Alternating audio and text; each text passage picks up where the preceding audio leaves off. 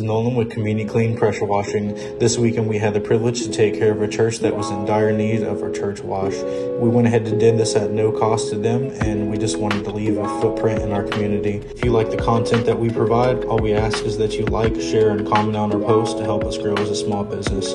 Thank you very much. We all hope you have a blessed day.